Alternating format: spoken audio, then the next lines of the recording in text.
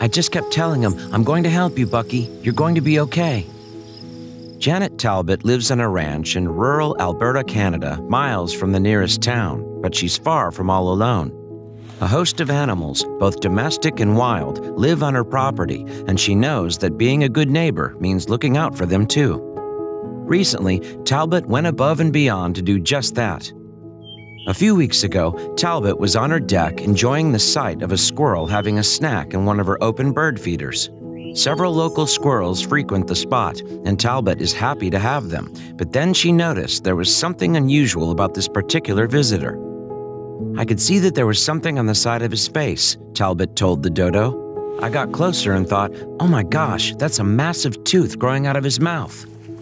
Squirrels' teeth never stop growing, but they are normally kept in check from use. Somehow, this squirrel's tooth had grown long enough to reach his eye, and it was putting his life at risk. Talbot decided she had to try to help him. Talbot named this squirrel Bucky and began to ponder how she might catch him. Over the weeks that followed, the problem kept her up at night, but then she had a lucky break. One day, I saw him in the feeder. It was like divine intervention. I just had to reach in and grab him, Talbot said. Once I had him in my hand, I just kept telling him, I'm going to help you, Bucky. You're going to be okay. It was then that Talbot discovered the squirrel's dental woes were much worse than she initially thought. Several of Bucky's teeth had a problem. His mouth was an absolute mess. His upper incisors were curled around and growing inside his mouth, Talbot said. When he ate, his teeth were rubbing on his face. He was so horrific. Talbot considered taking Bucky to a vet in town, but worried he'd be seen as a lost cause. So she studied up on what she could do herself to help. Turns out, squirrels don't have feeling in their teeth. All they needed was to be trimmed with a sharp tool. I thought, I can do this, Talbot said. Bucky's life depended on it. I went upstairs and got my cuticle trimmers. I wanted to have him nice and calm, so I let him relax for a bit. Then I got my trimmers, swaddled him, and went to work, Talbot said. It took under 10 minutes. He was totally relaxed the whole time.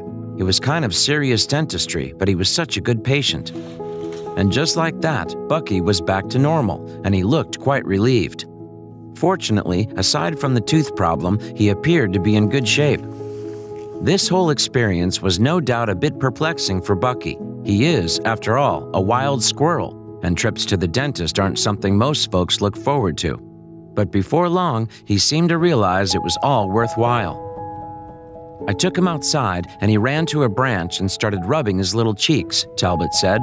It was like he couldn't believe those teeth were gone. He just kept rubbing his face. Talbot suspected that Bucky might venture on his way now that he could live a more normal life, but he's apparently chosen to stick around on her property. The next day, I saw him back in the feeder, and he had the most amazing little squirrel smile on his face, Talbot said. He was just so happy. Talbot's simple act of kindness had changed everything. While it's unclear what caused Bucky's problem in the first place, hopefully Talbot's intervention will work as a lasting solution. She could have easily done nothing, letting nature take its course, but being kind is in Talbot's nature, and she felt duty-bound to answer that call. We share the planet with animals. If there's an animal in need that comes across my radar, I wouldn't think twice, because there's no better feeling helping an animal, she said. And if what I did for Bucky inspires someone else to help an animal in need, that is honestly a dream come true for me.